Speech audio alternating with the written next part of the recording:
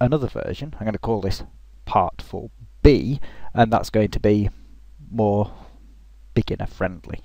So back to our scene then that we were setting up, and just a quick recap. Part 1, we looked at where we're going to put the horizon and the relative scale of things with respect to the eye line.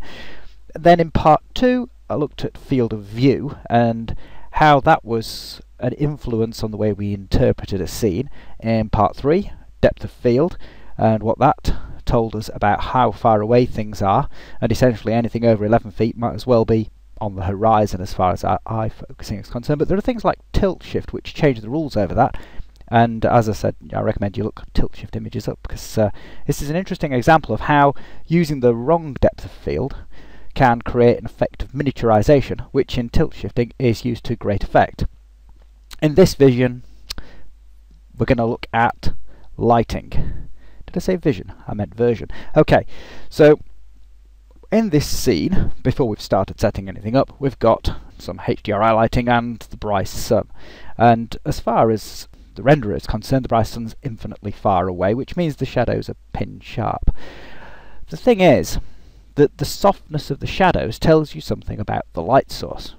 It tells you how large the light source is, and this is telling us that the light source is an infinitely small pinprick of light. But in truth, although the sun doesn't occupy that much of the sky, it does occupy a significant amount, so it might be worth experimenting with adding some soft shadows on the sun to give a sense of scale. In this case, before we do anything else, we can go straight into the lab here and engage soft shadows. So probably about 15 is good. Any higher than that and you're starting to miniaturize your scene as a result of what you interpret to be the case about your lighting. So that's just taken the edge off these shadows now. There is an impact in render time, obviously, because it's a more complex effect. And if you want to achieve the same effect while using premium effects like depth of field, remember, if you choose a premium effect and you've got soft shadows, you need to check soft shadows. If you don't, and I'll just demonstrate that with a little plop render just here, even though we've set it in the sun, it will come out sharp. I can probably exaggerate that effect for you so you can see it a bit better. So 100 on soft shadows just there, and then in our render, no softness.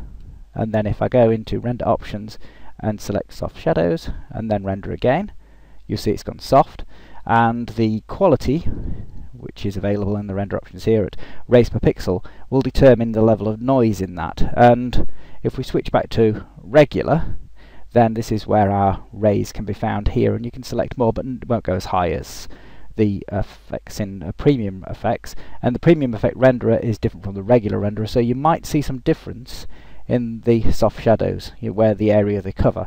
So that's 100 soft shadows in regular rendering. The other thing to consider, I just set up this basic half sky dome for the HDRI lighting. I'll turn the shadow casting off, but when you're coming to final rendering, you want all your shadow casting on, and you want an intensity of 100. That's important for both the global control here in the sun and moon tab and the image-based lighting. You can turn these down, and that lets light through the objects, but you have to be very careful with that effect because it's not simulating in any way the way real-world light works. And although, let's face it, it's all simulation and getting the effect, if you start using things like this, then there's no way you can get it towards realism. You have to be very careful with that control. So there I go, I've engaged HDRI shadows, and you can see we've got some shadow banding. Obviously, if the material on the ground was a bit more complex, we'd lose that, but because the sun has been captured into the HDRI backdrop, we've got a strong shadow where the sun was captured into the backdrop. So it might be worth recapturing that backdrop without the sun at this stage. So if you turn the sun and moon off as a visible object, and then in the image-based lighting tab, I'll do sky dome only again and use sky, you'll notice the bright patch where the sun was baked into the HDRI is now gone. And then if I render in scene, you can see that it looks rather dark. That's because it's automatically disabled the sunlight as a result of using the use sky to generate a HDRI backdrop. So there we go. The other thing you might notice we've lost is the haze effect. That also gets turned off. If you just click on the haze control there, or in the Skylab, then you can turn it back on, and it sort of restores the situation. Obviously we've lost a bit of light because we haven't got the sun in anymore. We've only got the Bryce sun. Compositionally then, is to consider is that this shadow is also an element in your scene. So if we move the light source around, we're also moving this shadow around, and we've got the scaling effect of how soft that shadow is. So I'm going to reduce that because that's a bit excessive. If we go back to our ideas about where we're putting the eye line and field of view, then we can resize and rescale this scene accordingly. So let's do the distant version first. So we need to get our eyes low down, and probably if we scale this object up, so I'll just group that together quickly to scale it up, so we can stay in the same scale as the alien, and just make this look bigger. So pop that up to the horizon, bring our eye line back up, so we've got that going on there.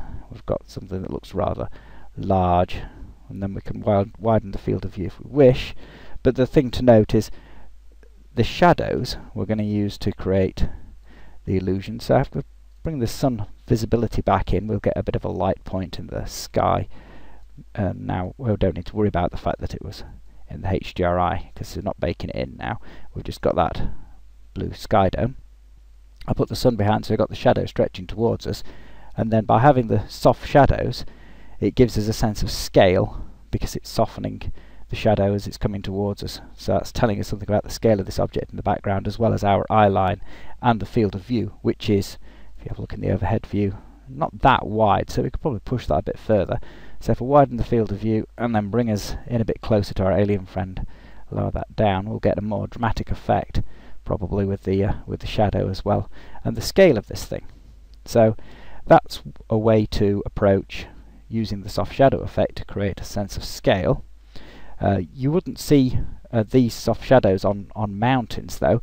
They're so large, then you'd have to, either because of the scale of the mountains it was appropriate, or if you were using smaller terrains, then you would have to reduce the soft shadow effect.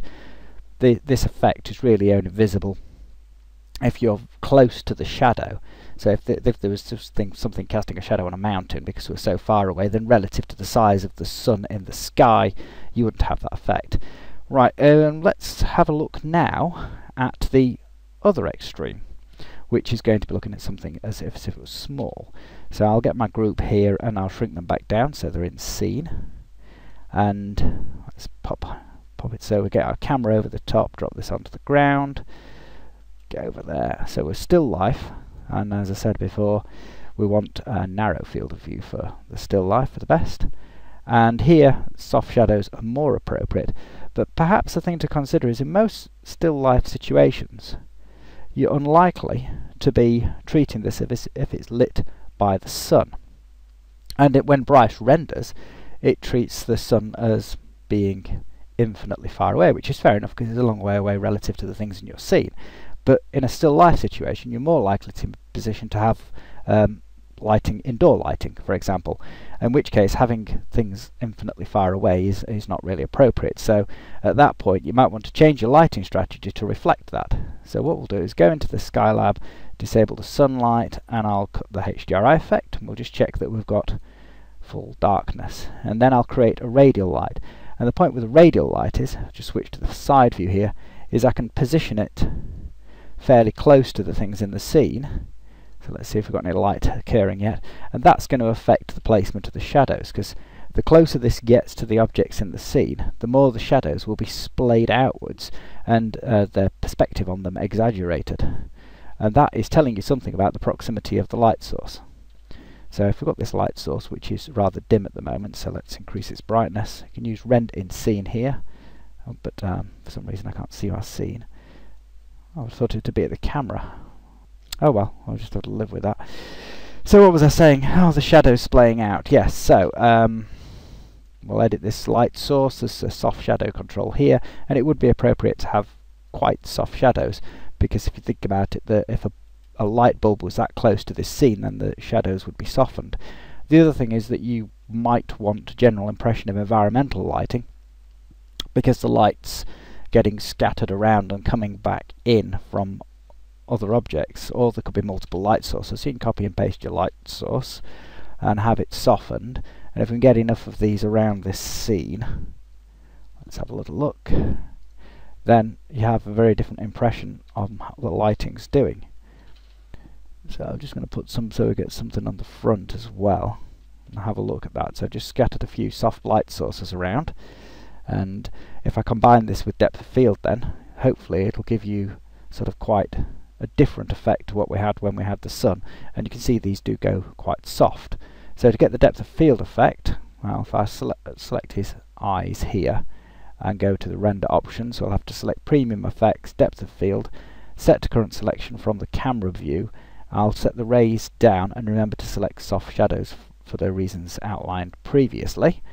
And you can see we've got quite a lot of noise now because of using low rays per pixel. I just want to use this to try and gauge how much depth of field effect we want here. So I'll try a lens radius of 0.5, which is quite wide, but we want an exaggerated effect to give us a sense of scale.